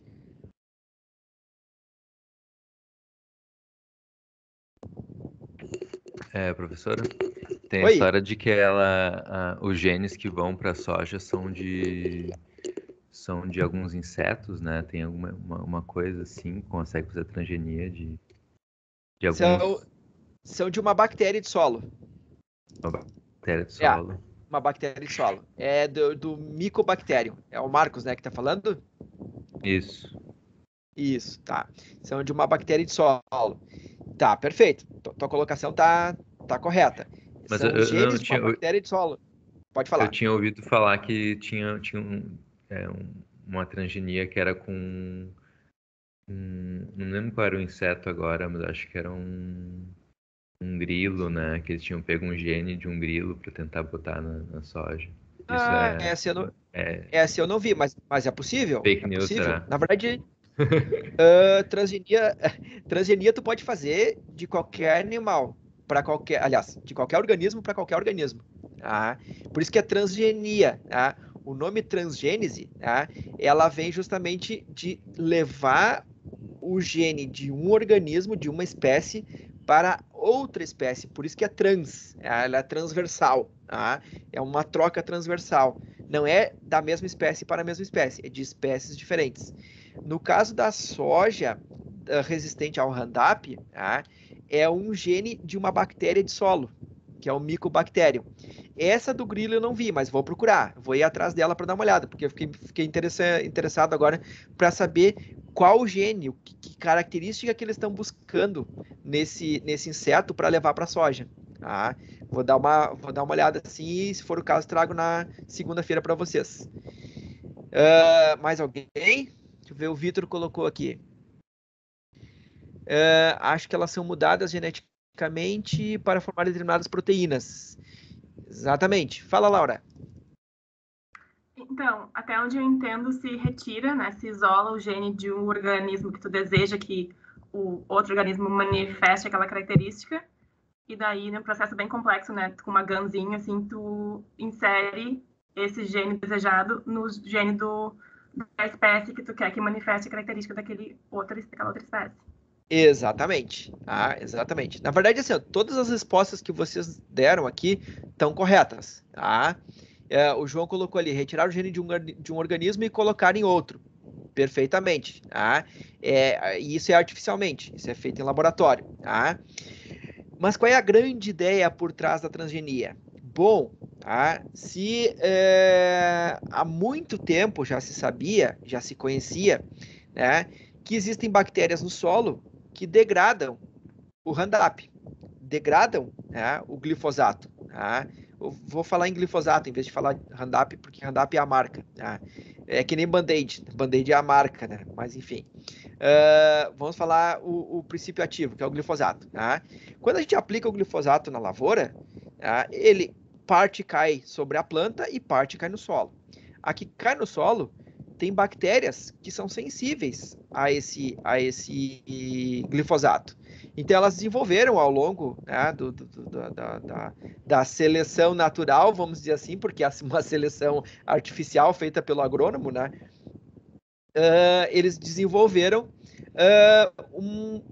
uma resistência a esse glifosato. Tá? O que é essa resistência? Elas desenvolveram uma proteína que degrada esse glifosato. Tá? Essa proteína, literalmente, quando o glifosato entra em contato com a bactéria, tá? Essa proteína vai lá e degrada o glifosato. Desmancha ele, desmonta a molécula do glifosato. E há muito tempo já se sabia disso, tá? Já se conhecia isso. E alguém teve a brilhante ideia, poxa, mas espera aí, se eu conseguir pegar essa bactéria, isolar ela em laboratório e identificar o gene dela, tá? A sequência de DNA que é utilizada para fabricar essa proteína que degrada o glifosato, e eu conseguir tirar esse gene e colocar numa soja, será que eu consigo fabricar uma soja resistente ao glifosato? Tá? Será que essa soja vai ter essa característica? Tá? E isso, claro, se levou aí muitos anos para se desenvolver todas as tecnologias, tá? Mas foi possível desenvolver, sim. Se retira o gene da bactéria, do micobactério, se implanta esse gene na soja, tá? E faz com que esse gene seja traduzido numa proteína que, quando o glifosato entrar em contato com a soja, essa proteína vai lá e degrada o glifosato. Tá? E aí, pô, tu aplica e a soja não morre. O restante das plantas que estão ali, que não tem esse gene, acabam morrendo. Tá? Mas a soja consegue sobreviver. Tá? Então, esse é o grande lance, tá? A grande sacada, a grande ideia por trás do transgênico. Tá? Infelizmente, tá? Isso acabou, digamos assim, sendo de domínio de grandes empresas da área. Tá? Mas a tecnologia em si, ela é muito, muito, muito importante, porque ela permite, né, transformar organismos, enfim, e fazer inúmeros testes e ensaios com esses organismos modificados. Tá? Mas, enfim, aí tem toda uma discussão social, ecológica, enfim, que a gente pode fazer num segundo momento, tá? Sobre a questão da aplicação do Roundup, da soja transgênica, enfim e tal. Tá? Mas é uma tecnologia extremamente utilizada hoje em dia. Tá? Então a gente retira o gene e faz com que aquele organismo que está recebendo esse gene expresse essa característica, expresse uma determinada proteína. E é a proteína que vai ser a molécula efetiva. Tá? É a proteína que vai ser a molécula efetiva. Não é o gene. O gene está lá guardado dentro do núcleo. Tá? É a proteína que vai ser, digamos assim, o peão, né, que vai lá trabalhar e degradar o glifosato, enfim, e impedir que aquela soja morra. Tá? Entenderam? É isso aí. Diga, João. E aí que tu entra tipo vira um cartel da soja, né? Porque tu só pode produzir a soja só com o glifosato ou tem outros meios? Não, na verdade, tu pode plantar ela normal e não aplicar nenhum herbicida se tu quiser. Tá? Ela nasce normalmente, cresce normalmente, tá? Não tem problema nenhum. Tá? A única questão é que o que isso facilita? Tá? Facilita no manejo de plantas daninhas. Sim. Minha lavoura está infestada. Putz, Bufa. Exatamente, né? Porque aí tu tem um problema de competição, né? As plantas daninhas vão estar consumindo os recursos do solo junto com a soja. Vão estar consumindo os nutrientes do solo. E aí pode dar problema de produtividade. Mas como a minha soja é transgênica, eu posso pegar e aplicar, né, um glifosato que eu vou matar as plantas daninhas e não vou agredir a minha soja. Tá? Então, em termos de manejo, isso acabou facilitando. Tá? Só que o transgênico ele não é usado só para o caso de herbicidas. Ele é muito utilizado, por exemplo, para a produção de variedades resistentes à seca, resistentes a insetos, a pragas, né? Eu sei que tem um milho transgênico resistente a lagarta do cartucho, me corrijam se eu não estou enganado no termo, mas acho que é isso, lagarta do cartucho, que é uma praga muito complicada de se manejar, porque ela entra no meio da espiga de milho. Então, para te fazer com que um inseticida, chegue até o centro da espiga e mate essa lagarta, é muito difícil. Tá? Então, tem estratégias que tu consegue fazer com que esse milho transgênico seja resistente a essa lagarta. Por quê? Porque ele tem um gene que produz uma proteína que é tóxica para a lagarta. Que é tóxica para a lagarta. Então a lagarta começa a comer e acaba morrendo. Acaba morrendo. Então essa é a lógica por trás. Essa é a lógica por trás. É bem interessante. Bem interessante. A tecnologia é fantástica. Fantástica mesmo. Fantástica. A questão é o domínio dessa tecnologia. Infelizmente, o Brasil ainda está longe de dominar essa tecnologia porque temos poucos investimentos na área. Não é uma tecnologia barata. Eu vou fazer um transgênico. Não é com os 20 mil que o CNPq te dá para 3 anos para te bancar tuas pesquisas que tu vai conseguir fazer. O investimento aí gira em torno de R$ 1 milhão. E infelizmente a gente prefere importar a tecnologia, comprar de fora, do que estimular a geração de conhecimento interno. Isso que nós somos um país que cresceu imensamente e desenvolveu a agricultura muito nos últimos tempos. Mas eu acho que se tiver, e muito graças a Embrapas e, enfim, esses centros de pesquisa. Mas ainda o investimento é muito aquém do que deveria. Muito, muito, muito longe. Enfim, fecha parênteses. Certo, gente? Ficou claro isso? Deixa eu ver se são 13h12. Tá, eu vou dar mais uma esticadinha aqui. A gente não vai conseguir chegar no final, mas beleza, não tem problema. Entenderam? Dúvidas? Não? Muito bem. Então, como nós estávamos comentando e chegamos até as proteínas, temos que dar uma olhadinha no que as proteínas são feitas, que aminoácidos que compõem as proteínas. Aqui tem um quadro dos 20 tipos de aminoácidos diferentes que compõem as nossas proteínas, todas as nossas proteínas. E essa tabela aqui traz o nome deles, a abreviação deles e o símbolo, e algumas outras características aqui que não vem ao caso. Mas o que eu quero chamar a atenção para esses aminoácidos? Todos eles são constituídos basicamente dos mesmos grupos. O que eu quero dizer com isso? Bom, a estrutura química básica de um aminoácido, ela é composta por uma carboxila, tá? Então, todo aminoácido tem uma carboxila, todo aminoácido tem um grupamento amino, tá? Por isso que se chamam aminoácidos, tá? Aminoácidos, tá? E esse grupamento amino e esse grupamento carboxila estão ligados num carbono central aqui, tá? Que nós chamamos de carbono quiral, que eu não vou entrar em detalhes nessas características químicas dos aminoácidos, que é quiralidade, isomeria, enfim. Não vou entrar em detalhes porque não é o nosso foco, tá? Não é o nosso foco, tá? Muito bem, então tanto o grupo amino quanto o grupo carboxila estão ligados num carbono central, e nesse carbono central também está ligado um hidrogênio, tá? Um hidrogênio. Isso essa é a formação básica de um aminoácido, tá? E o quarto grupo que liga nesse aminoácido, que liga nesse carbono central aqui, é o que a gente chama de grupo R, que podia ser grupo N, grupo, sei lá, qualquer letra ali, tá? Por quê?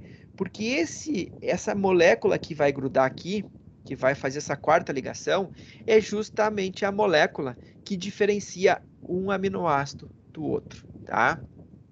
Essa parte amino, essa parte carboxila e esse hidrogênio e esse carbono central aqui é igual em todos os aminoácidos. O que muda é justamente, né, a cadeia lateral ou o grupo R, tá? Ou grupamento R. Tá? Aqui tem um exemplo. Tá? Aqui é a estrutura geral do meu aminoácido e no caso do aminoácido serina, o R é este grupo aqui, um CH2OH. Tá? No caso do aminoácido aspartato, ou ácido aspartico, tanto faz, é um CH2COO. Tá? No caso da leucina, é um CH2CH3CH3. Tá? Então, esse grupamento aqui, essa cadeia lateral aqui, é o que difere um aminoácido do outro. Então, se nós olharmos esse quadro aqui, ó, o que está destacado aqui nessa cor meio salmão aqui, tá, é justamente o grupamento R, ou a cadeia lateral dos meus aminoácidos. Tá? Este grupo aqui, de 1, 2, 3, 4, 5, 6, 7 aminoácidos aqui, são o que a gente chama de aminoácidos apolares. Por quê? Porque a cadeia lateral deles aqui, o grupamento R, é apolar. Aqui entra a glicina, alanina, prolina, valina, metionina, isoleucina e leucina. Tá? Aqui nós temos outro grupo, né, que são os aromáticos, onde a cadeia lateral, aqui o grupo R, tem um anel aromático, que é a fenilalanina, tirosina, triptofano, tá? E assim por diante. Aí tem aqui os carregados positivamente, os carregados negativamente e os não carregados, mas polares. Tá? E esses são os 20 aminoácidos que compõem as proteínas de todos os organismos vivos. Tá? Todas as proteínas de todos os organismos vivos são fabricadas com esses 20 tipos de aminoácidos diferentes aqui. Tá? Claro que, assim, uma proteína pode ter, sei lá, que nem aquela que eu mostrei para vocês lá saindo do ribossomo, uma proteína pode ter 337 aminoácidos. Pode ter, sei lá, os 337 somente de 1, 2 grupos aqui, e pode não ter um terceiro grupo, tá? Então, o que vai variar de uma proteína para outra é justamente com quais aminoácidos que ela vai ser composta. Tá? Quais desses 20 aqui que vão compor essa proteína? Pode ter, sei lá, um desses aminoácidos pode estar repetido 50 vezes, 200 vezes, tá? E o resto ser distribuído entre os demais aminoácidos, enfim. Tá? Por isso, gente, que com 20 aminoácidos nós conseguimos fabricar qualquer proteína que a gente quiser. Porque a gente junta eles, tá? Bota eles numa determinada ordem, tá? Que nos dá aí infinitas combinações, tá? Infinitas combinações, tá? Por isso que as proteínas são tão diversas, tá? o João perguntou aqui. A Laura colocou também que... Não, por mim, eu vou tocando, Laura, também. Vou tocando até a hora que a gente já sentir que está mais ou menos cansado, tá? E o João perguntou ali das combinações.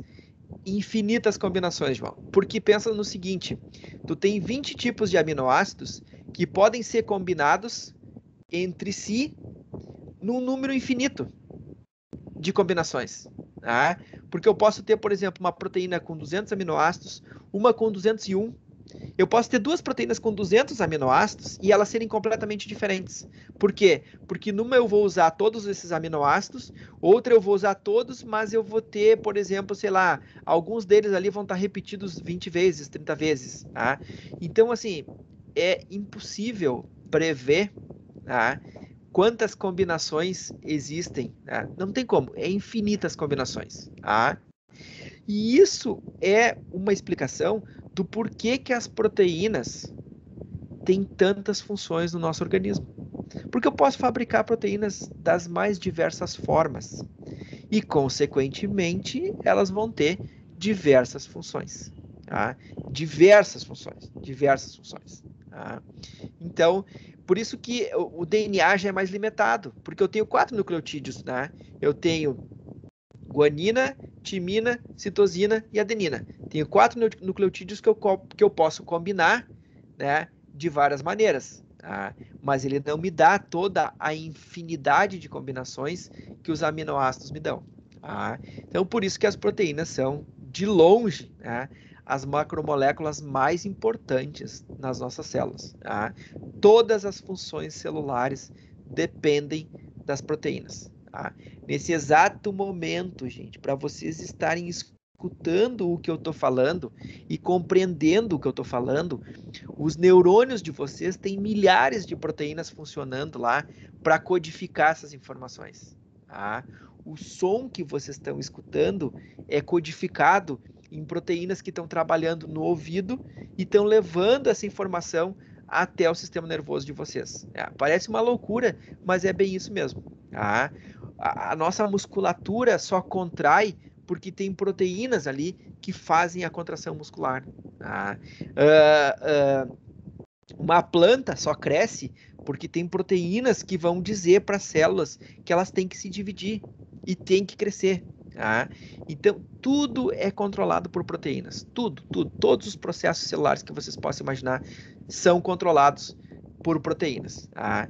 E justamente, tá, por nós não termos um número finito de combinações, é que elas são tão importantes e tão diversas. Tá? Pergunta? Ou perguntas? Tudo tranquilo? Então tá, seguimos mais um pouquinho então, tá? Já falei dos aminoácidos, tá? Bom, esses aminoácidos, como a gente já comentou, que tá aqui no videozinho, eles são unidos, né? Um aminoácido é unido no outro lá no ribossomo, durante a tradução. Tá? Durante a tradução. Aqui nós temos, né, os RNAs transportadores trazendo esses aminoácidos e eles estão sendo unidos aqui, né, formando a nossa proteína. O que acontece lá dentro do ribossomo para grudar um aminoácido no outro? Tá? Um processo denominado, então, de ligação ou formação de uma ligação peptídica. Tá? Como é que isso acontece? Lá dentro do ribossomo, tá, vai ocorrer uma reação química entre um aminoácido e outro aminoácido, tá? Que é o que está mostrado nesta imagenzinha aqui. Eu tenho aqui um aminoácido, tá? Aqui está o carbono central dele e o hidrogênio. Aqui está a amina, aqui está a carboxila e aqui está a cadeia lateral, o R, tá? E aqui está o outro aminoácido, o carbono central com o hidrogênio, a amina, a cadeia lateral e a carboxila. O que vai acontecer dentro do ribossomo? Lá vai acontecer uma reação entre esta carboxila aqui. Tô pirando. Oi, fala, Sabrina. Ai, meu áudio tá aberto. Não, abriu agora. Acho que foi sem querer. Ah, tá bom. Tá? Então, vai ocorrer uma reação entre esta carboxila aqui e esta amina aqui. A carboxila de um aminoácido vai reagir com a amina de outro aminoácido. tá? E esse OH e esse hidrogênio vão se condensar formando água. Tudo isso acontece dentro do ribossomo. É o ribossomo que faz isso, tá? É o ribossomo que força essa reação química, tá? E aí vai se estabelecer uma ligação química deste carbono direto com este nitrogênio aqui, que é o que está mostrado aqui, ó. E essa ligação química nós chamamos de ligação peptídica, tá? Ligação peptídica, tá? E é justamente esta ligação peptídica que vai formar a minha proteína, tá? Que vai formar aquela cadeia, né, de aminoácidos que está saindo aqui, tá? Então, cada vez que um aminoácido é adicionado pelo RNA transportador, uma reação dessas aqui acontece, tá? A formação de uma ligação peptídica acontece, tá? E é isso, então, que vai unindo os meus aminoácidos e formando, então, a minha proteína, tá? Formando a minha proteína. Aqui é um mesmo esquema, ilustrando como é que se dá a ligação peptídica, tá? Então, eu tenho aqui um aminoácido e outro aminoácido, ocorre a condensação e a formação de água e a formação da ligação aqui entre o carbono e o nitrogênio diretamente, da ligação peptídica, tá? Agora vem o próximo aminoácido, tá?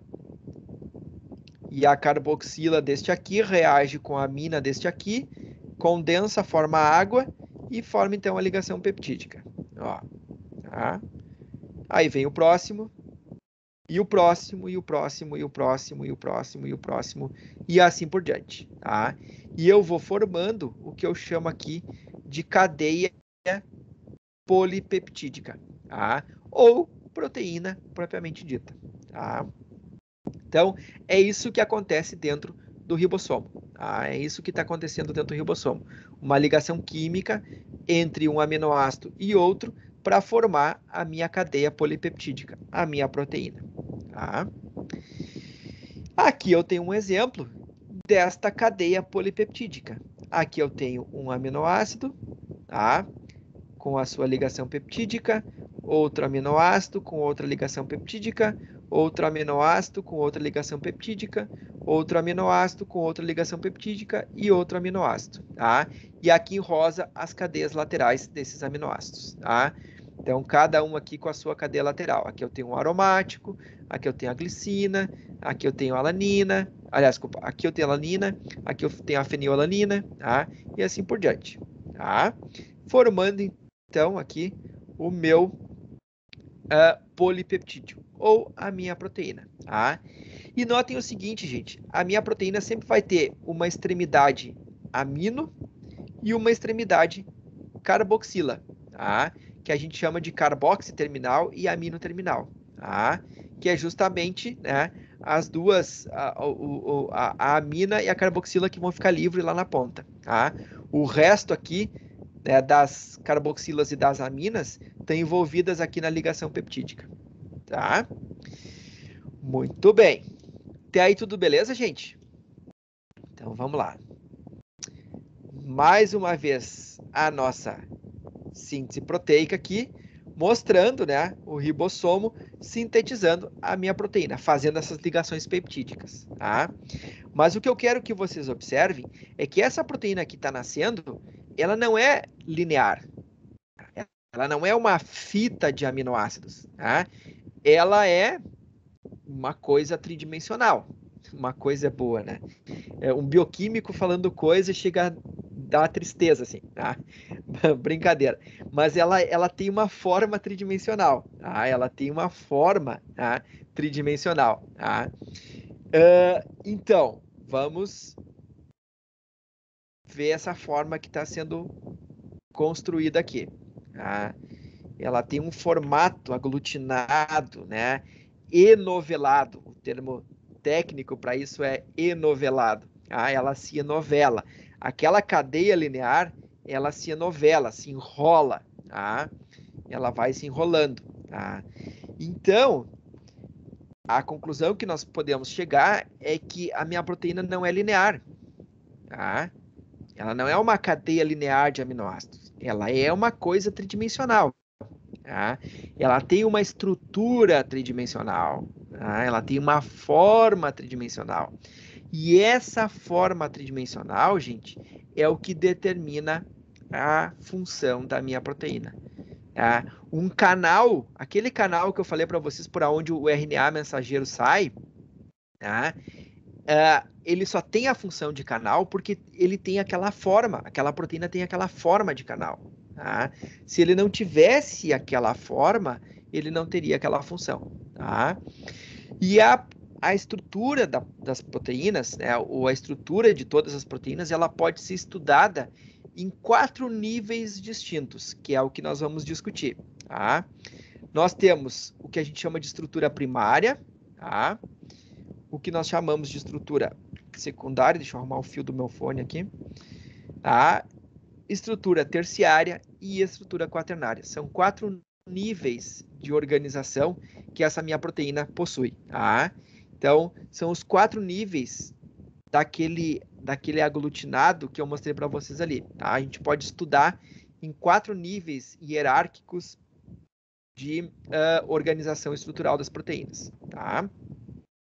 Eu vou mostrar o primeiro hoje para vocês, e aí nós vamos deixar os outros para segunda-feira que vem, porque eu quero fazer uma relação com outras coisas, né, dos demais níveis, tá?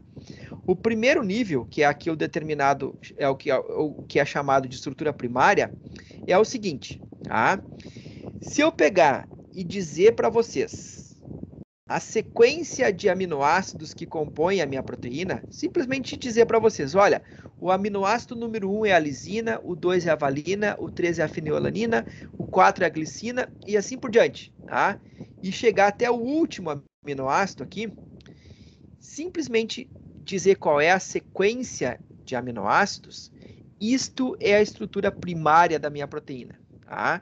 A estrutura primária é a sequência de aminoácidos dessa proteína, tá? É justamente o que aparece nesse vídeo aqui, ó. Isso que está saindo aqui, tá? Que é linear ainda, que não se dobrou, tá? É a estrutura primária da minha proteína. É a sequência de aminoácidos, que está mostrado nesse outro vídeo aqui, ó. Tá?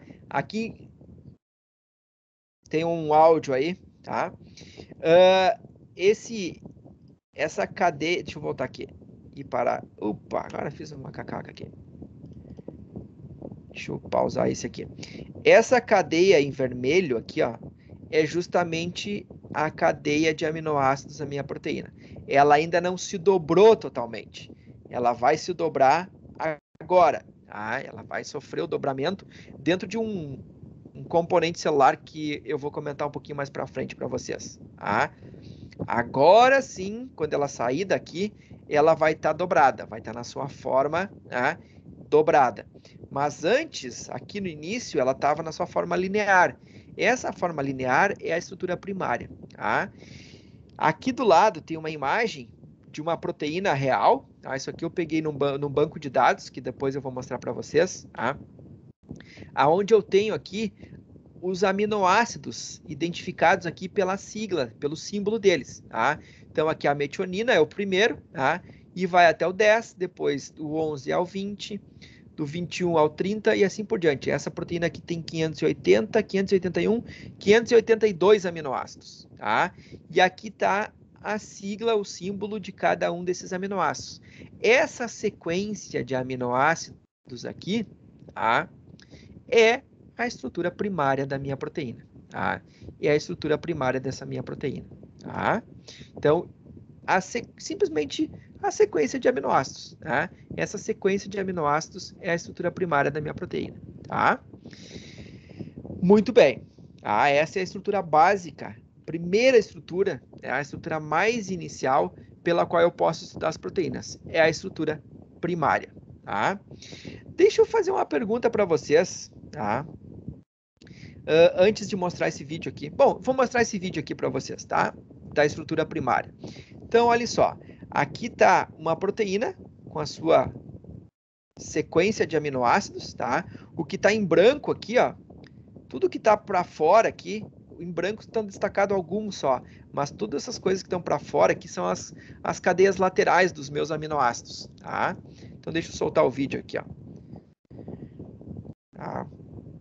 Então, esse esquema que está mostrado aqui dos aminoácidos, da sequência de aminoácidos, é a estrutura primária da minha proteína. Tá?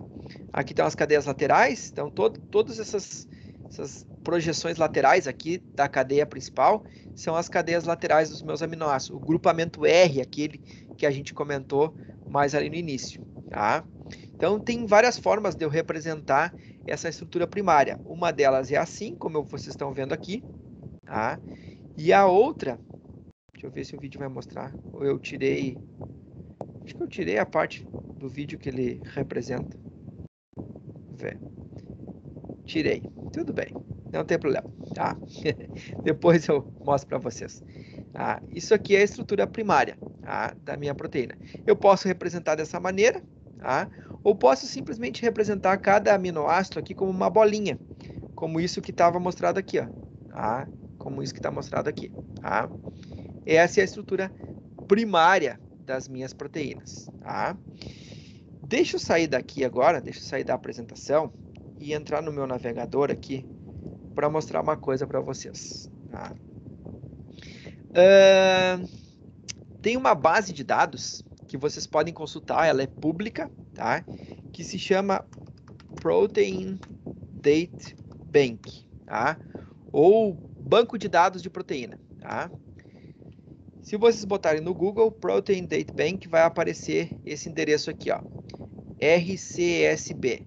Tá? Se vocês clicarem aqui, vai abrir essa tela para vocês. O que é essa base de dados, gente? Essa base de dados é uma base que contém a estrutura de todas as proteínas que a gente conseguiu determinar a conformação tridimensional. Tá? Existem disponíveis hoje nessa base de dados 186.169 estruturas de proteínas diferentes. Tá? Estruturas de proteínas diferentes. Tá? Então, vamos pegar uma proteína qualquer aqui. Tá? Alguém tem uma proteína que vocês conheçam ou já tenham ouvido falar o nome aí para a gente pesquisar aqui, para eu mostrar para vocês? Insulina. Ah, desculpa. Laura, repete que eu tava com o meu áudio desligado por causa da música do videozinho lá que apareceu nos slides. Insulina? Insulina? Perfeito. Insulina é uma proteína. Então, vamos botar aqui. Insulina. E aí, ele vai me dar várias. Ele me deu aqui, ó, 7.710 estruturas da insulina, tá? Então, vamos pegar aqui, vamos pegar só a humana. Bom, a humana tem 5.600. Deixa eu ver uma... Tá, pode ser a humana aqui. Vou selecionar só a humana e dar um refinamento aqui. Beleza, tá? Então, agora, vamos ver uma estrutura mais bonitinha aqui.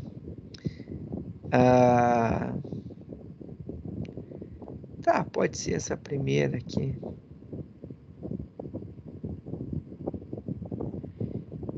Pode ser. Tá, vamos clicar nessa aqui. Então, eu cliquei aqui numa estrutura, tá? Esse código que vocês estão vendo aqui, esse 2DSQ aqui, esse aqui é o ID dessa proteína, é o identificador, tá? Se vocês clicarem aqui em sequência, ó, nessa abinha aqui, ele vai dar exatamente a sequência de aminoácidos dessa proteína, tá? Pelas siglas que eu comentei para vocês aqui, ó. D, E, A, I, H, P, P e assim por diante. São justamente os aminoácidos que compõem essa proteína, tá? Ela tem aqui 92 aminoácidos, tá? A insulina é uma proteína bem pequena, tá? Não tem muitos aminoácidos, tá? Ela é bem pequena mesmo, tá? Mas uma outra coisa que vocês podem fazer é clicar aqui em 3D View, tá? Que vocês vão conseguir visualizar a estrutura tridimensional dessa proteína, tá? E vão poder brincar com ela, vão poder girar ela, tá? Vão poder fazer um giro, olhar como é que ela é. E essa aqui é a representação esquemática dessa insulina. Eu vou mudar a representação aqui para mostrar para vocês como é que ela é na realidade, tá? Deixa eu clicar aqui.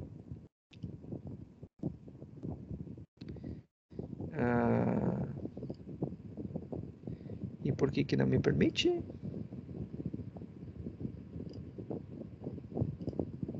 Tá. Ele deveria permitir eu clicar aqui e mudar a representação dela. Deixa eu ver se eu acho uma outra aqui. Que não é exatamente essa. Eu posso ter dado o azar de pegar uma ali que não tem a representação. Vamos ver. Não, isso aqui não é insulina.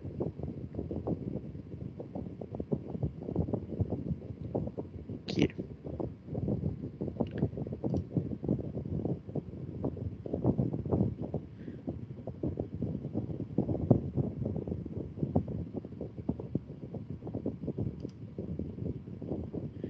Mas que saco. Ai, claro. Eu tô clicando no lugar errado. Eu tô clicando no lugar errado e pedindo para ele fazer uma outra coisa que... Vamos lá.